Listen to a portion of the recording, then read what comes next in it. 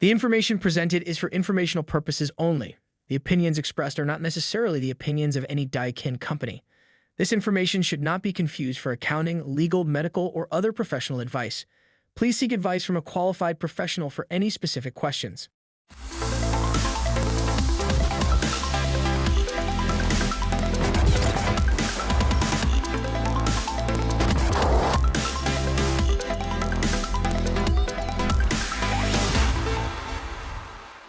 Welcome to the Accelerated HVAC Success. My name is Ben Middleton. I'm the National Sales Training Manager for the Goodman Amana Daikin brands. Today we're joined with Jay West. He's with AirAdvice for Homes. Jay, thank you so much for joining us. My pleasure. So the first question I love to start off and ask everybody, how in the world did you get into the HVAC industry? It's good. That's a great question.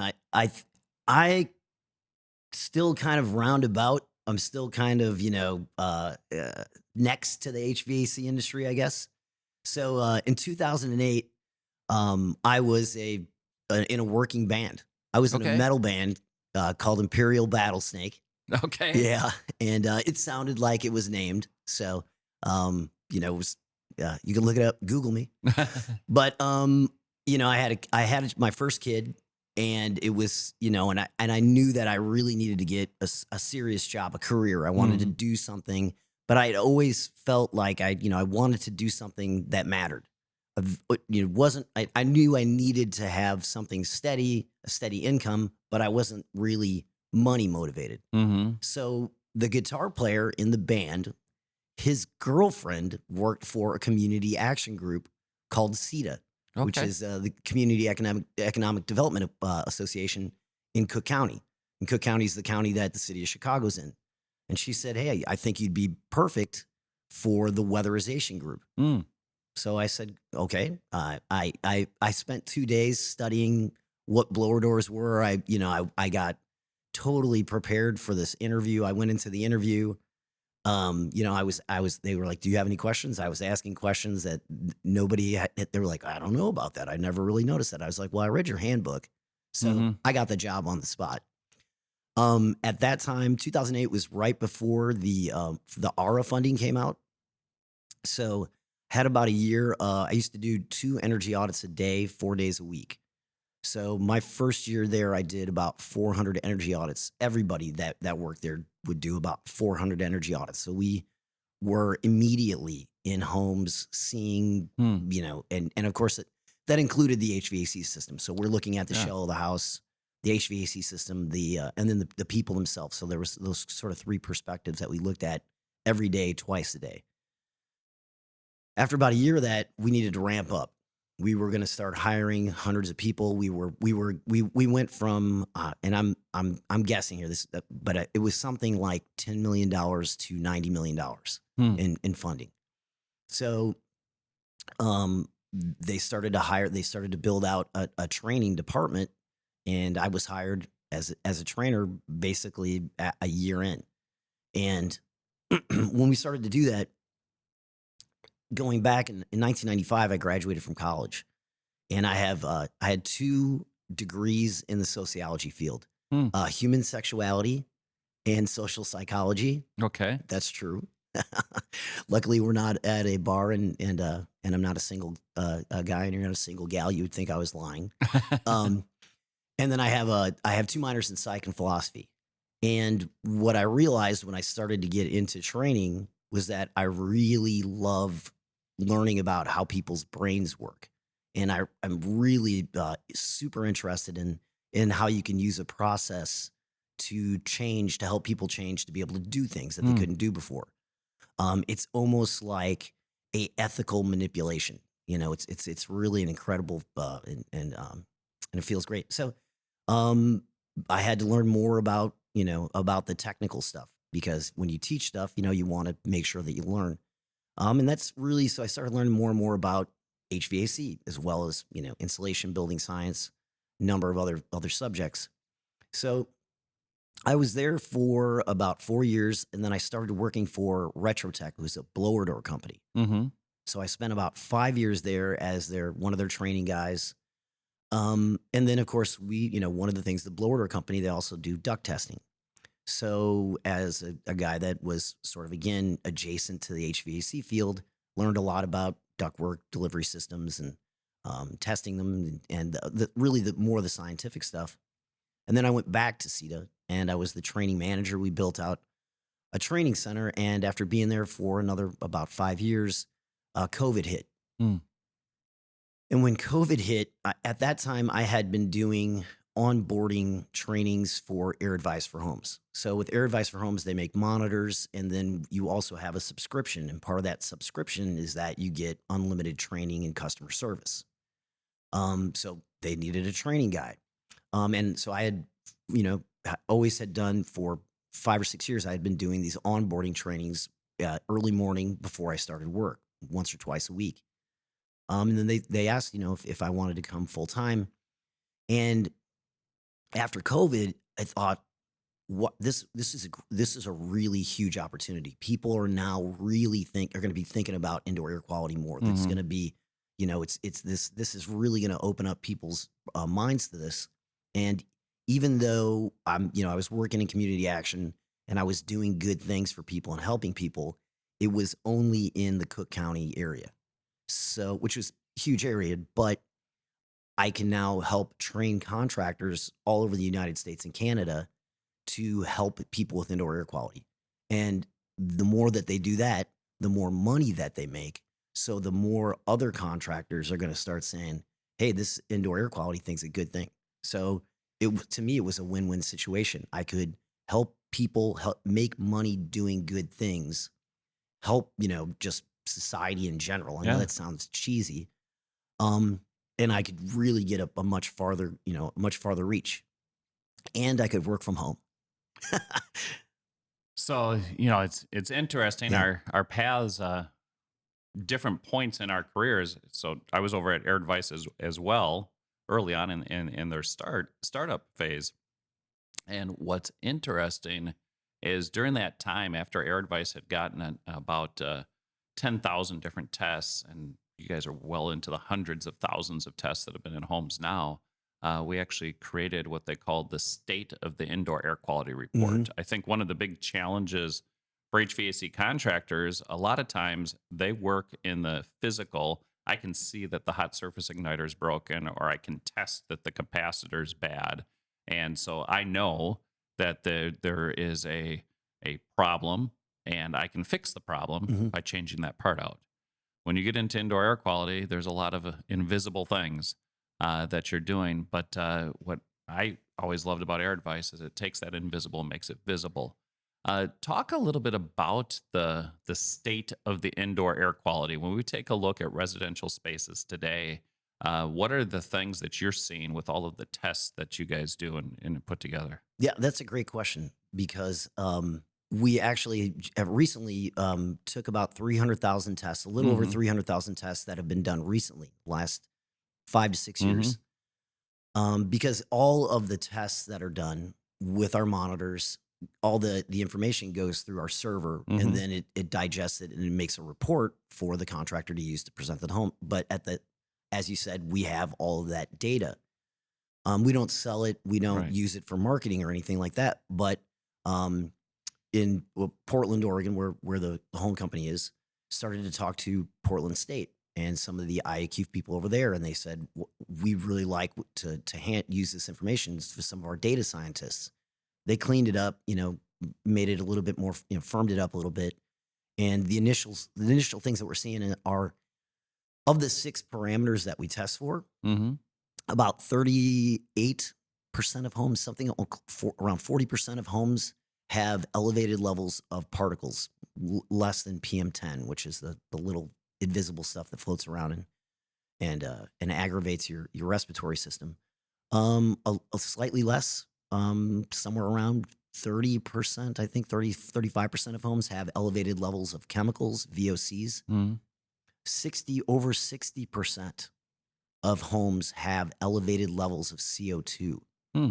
And that's the one that I think is the most fascinating. Now, we test for temperature, relative humidity, and carbon monoxide, things that you would pretty much guess. And obviously, those are more regional. Mm-hmm. Carbon monoxide, I think it's like 0.8%. So it's rare that we ever see that. But yeah, to answer your question, it is carbon dioxide. and that I think is the next great. I think is going to be the next big topic in the HVAC and indoor air quality. The one that I think is going to kind of filter up to the mainstream media, for lack of a better term. Yeah, kind of the funny thing in our industry for a long time is the people always talk about what happens when you take the ventilation out of HVAC. Right. Well, then you become a hack. You got to hack, yeah. Yeah. Yeah. So it's interesting when we look at that ventilation space because so few contractors really take the time to understand, how many air changes should I have per hour? Should I be having my building in a slightly positive or slightly negative pressure, or do I try to dial it in to be neutral? What are the impacts of all of these different things? But when you look at commercial spaces, even getting into that, how many economizers are out there completely disabled because the contractor just didn't want to work on them? Right. Look at these fresh air dampers. I built a whole here in Houston, and when we were dialing the system in, I said to the contractor, we need to make sure that we get the blower speed set correctly because the humidity levels are too high in my home. And they said, well, that's just because you have this fresh air intake. I said, no, we're going to keep the fresh air coming into the house. We're not going to change that. But what are you doing? How are you helping your contractors as you're doing these readings? You're doing all this training to help contractors prepare and to be able to solve problems with ventilation or filtration. Well, yeah, obviously, education, that's Yeah. clear, but what I'm trying to do is, is kind of a two-pronged, or two-faceted approach, which is teach them how to teach others at the same time. Hmm. So my approach is really, because oftentimes I'm the first guy. This is an entry point to them. They haven't done this. They haven't really talked about it. So they're new to it. Hmm. And of course, there's a lot of new techs. When I talk a lot, mostly I'm working with techs. So there's a lot of people that are new to the industry in general. But to answer your question, first thing I kind of want to do is help them be kind of calm about IAQ. Hmm. Stop making it seem like it's not a big deal. You're already doing it to some extent. You're putting in filters. You're doing air conditioners are both comfort and IAQ. I mean, Right. relative humidity is the single, and it's a fact. It's the single biggest driving factor that causes poor indoor air quality. Hmm. So so I want them to kind of be, sort of, as you say, they're doing the V, and then the second thing I want to do is help them understand that to take a more of a holistic approach, a system approach, and then so that when the homeowner asks, "Why are you doing this? Why I thought you were going to replace this part, and now you're talking about an ERV," Hmm. so that you can tell them why. You can say, because it's what you need. We tested and we know that you have high levels of carbon dioxide, and that's what you need. In addition to that, like you said, there are a lot of complicated ways that you can achieve ventilation, and and it's absolutely dependent regionally. There are, in areas where it's more temperate climate, you can mess it up a little bit and not make and it's not a big deal. In places like Houston, New Orleans, where it's extremely humid, you mess up that ventilation, you go a little bit too negative, you can cause serious Oh, problems. absolutely. So my approach has been, I try and just tell them to gravitate towards ERVs and HRVs. And I know that there are other ways to do it. There are more complicated ways, but I think that's the single easiest and therefore most effective and efficient way to for the contractor or for a tech to approach it, as far as from a solution oriented, and as well as I think it's going to be the most sustainable, because you don't have a whole lot of different interdependent, cross communication parts, and then again, you don't have to worry so much about making that slight mistake and having devastating results in that house. So I guess I feel like I sell ERVs. I really do. But I don't. Yeah, it's interesting. Big thing, when we first started testing and the VOC sensor came out, this was before the CO2 sensor was added to AirAdvice. Again, the same solution for VOCs. Dilution is the solution to pollution. Dilution. Yep. Now, you cited an interesting study earlier this week that I thought was really relevant for a lot of the people that may be listening to this. You were talking about, you did a study on all these system replacements hmm and then what happened with the retail purchases from the big box stores of IAQ products after. If you could talk a little bit more about that. Yep. I don't remember that. So you were talking you were Cut that talking part out. about Yeah. you and John Ellis were talking a little bit. So Mhm. John Ellis also teaches some of our IQ classes, and you guys were talking about that there was a study Oh, that I'm was done. sorry. I'm Yeah, sorry. Yeah. yeah, No. That's a market research company. yeah. So yeah, there's a market research company that I used to update. It's a single slide in my onboarding training, and every year I would update it because every year they would predict based on previous year's sales how much money would be spent in the United States in IAQ. Mm-hmm. And I stopped updating it in 2020 because I think it's even more fascinating that they were predicting that over $2 billion would be spent in IAQ products in before COVID, and that the majority of that is going to be spent at big box stores. Yeah. And yeah, and the reason, the whole point of that slide when I bring it up is to let them know that, or let the contractors understand that the only reason why they're going to the big box store is because they don't know that you do it. Right. So yeah, it's a good. I'm glad you brought that up because, again, from our perspective as a business, we are a zero pressure sales tool. Mm-hmm. We're just saying use this in every house and just talk about IAQ with people. Show them facts. Based on facts, this is what the customization or the upgrades that we feel that your HVAC system needs, and that's it. It's yeah, that's a great to bring that up. I was just having a conversation yesterday with some sales trainers, and we were talking about like our sales approach, and our sales approach is don't sell. Don't Yeah. you customize their system, fix it. If you go to a house and the air conditioning compressor is broke, are you selling them a new air conditioning compressor or are you replacing it?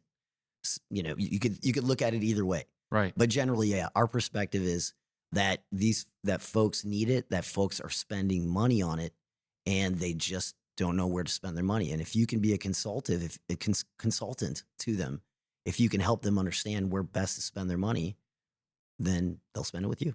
Yeah, those that remember the old Sharper Images catalog Yeah. in the Sky Mall that used to be in all the airplanes. There Right. was this little product that was called the Ionic Breeze, Right. and they just sold millions of them across North America, and it was just a huge, huge selling item because people wanted clean air. But the fact of the matter is, it only cleaned about a 5-foot area around the actual device itself. And so what did Ionic Breeze say? Well, we'll buy one for every room. Uh, and so they were selling multiple of them out there. But what I think a lot of contractors don't understand, they were selling those for $1,000 a piece. And what a lot of contractors don't understand is they have solutions that are far superior to many of those portable air cleaners that are out there. And they can actually save the homeowner money by offering the correct solution for saving many of these challenges that are out there. Agreed. And when you talk about saving money too, I mean, we're just talking about, immediate return on investment just on their HVAC system. You're Mhm. not talking about days missed from school. You're not talking about your, going to the doctor, your medicine for your allergies, your COPD.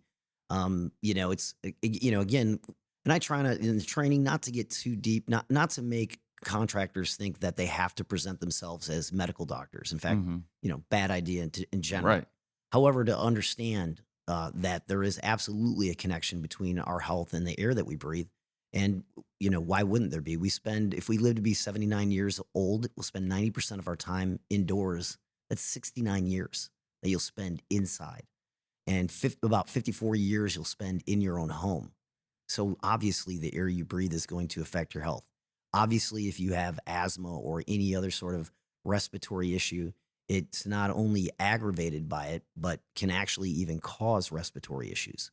But and again, you bring up another good point, I think, because another thing that I try and help the contractor understand is that when they're talking to a homeowner, the homeowner accepts the fact that they have to, or believes that bad indoor air quality is something that they have to live with. They don't, and I use the analogy of like a leaky roof. If their roof leaked, they would think they know that there's something wrong. Mm. They expect their roof not to leak, but they don't expect their HVAC system to provide them with clean air. They only think in terms of comfort, but they should expect it to give them clean air. That's Yeah. what the V does. Right. Yeah, Yeah. yeah. Absolutely. You know, so let's talk a little bit about what exactly does AirAdvice for Homes do? For those that are not familiar, how does this empower a contractor to have these fact-based conversations? Yeah, I mean, so we, if you break it down to the kind of rudimentary levels, we sell a monitor, and then you have a subscription that, as I said before, provides you with unlimited training, customer service, and marketing tools. But if you look at from the macro level, what we're trying to do is give you a turnkey IAQ program, a program. And it's not very sexy. We're definitely, if anybody out there has any better ideas, if you have any better ideas for terminology, let me know. But we've bantered around. Maybe we should call it an IAQ system. Maybe we should call it, but it's none of it's exciting enough. But the point is that what we're trying to do is give you, again, the keys to either, if you're already doing IAQ, to do it right, to do it better, to make it more profitable, to make it more targeted. And we provide all the support that you need for that. Yeah, so basically a technician or a comfort advisor while they're out there in the home already. So the comfort advisor may be out there doing a sales call, the technician might be out there doing a tune up or a service call, and you can just say, hey, as part of our service today, I'm going to just set this monitor here, and they plug it in, and it immediately starts collecting data, right? Right. No buttons. Right. And so it collects the data, and then what happens after that? So there's 6 individual sensors, Mm-hmm. and every sensor takes a air sample every minute. After 30 minutes, it takes that information and it sends it via a cell phone connection to our server. Server digests it and puts it into a report. And that report is emailed to you so that you can present it to the homeowner. And the report has been engineered to do the heavy lifting, to be a communication tool. Lots of colors, pictures, explanations, and it kind of takes you through a process of what that parameter is, what sort of health concerns it has, some potential causes for it, and then finally what kind of recommended actions we have. And then at the end of that, it will, if you have elevated levels of any single or multiple parameters, it will also make what we call solution pages. So we'll say, for high CO2, these are the good, better, best Daikin, Amana, Goodman Yeah. products that we provide. And so it again, it really is, what we're really trying to do is make sure that you're, as a tech, you don't have to have any expertise in indoor air quality. So you can just matter of factly present the report, tell them about what, now you saw their system, what they need, and this is what you recommend. Yeah, so it really does take all that pressure off of that technician or that comfort advisor, because they can basically say, here's the facts. Yep. Here's where the roof's leaking. Right. And here's the solutions. What do you want to do? Right. And customer can decide what they want to do. Right. And so often in training, people say, what if they say this? And what if they tell me that? And I'd say, just don't do it then. Don't worry Right. about it. Go to the next house. Right. You're not going to sell all the time. And there's, again, there's folks that have great sales programs that it can fit Mhm. right into, but, and they might have a different mentality about it or teach a different thing. That's up to them, whatever they're comfortable with. But at the very least, a guy right now, a one truck guy right now can grab one, go to a house, present the report, and say, you have. And oftentimes it's even more simplistic than that. Frequently, you work on the system, you see they have a 1-inch filter, and you already got a pretty good idea that they need filtration. And lo and behold, you get a report, they have high levels of particles.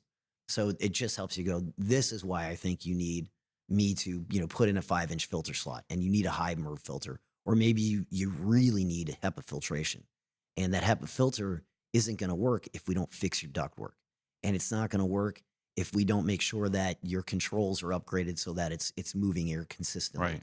So that's why I know that you called me to fix your air conditioner, but I just want to let you know you need, your whole system needs improvement, and that's why I'm recommending this stuff. Jay, this has been very informative. Do you have any last thoughts or words of wisdom that you want to share with our guests? Hug your kids.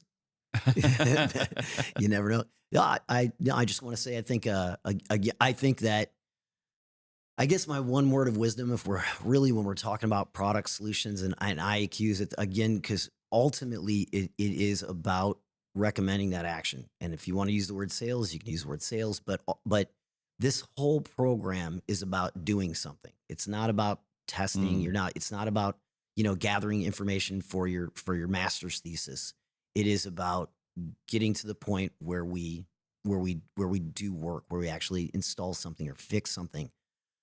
And I think that's the big thing because there is a huge need for it. And again, back to that carbon dioxide thing. Oftentimes the answer or the solution or what's going to help those people is more expensive and more difficult to get them to understand and sometimes more difficult to install. But the more that you do it, the more that you're going to understand the way to do it, the best way to do it. And at the end of the day, people will thank you that you help them and their family feel better and literally live a better life. I know it sounds like hyperbole, but it's not. yeah. Well, thank you so much, Yep. Jay. I Thank you. appreciate you coming out here. And for all of you that are out there, if you like this episode, please go ahead and hit like and make sure that you follow us so you can be informed of all of the upcoming episodes that we have on the Accelerated HVAC Success.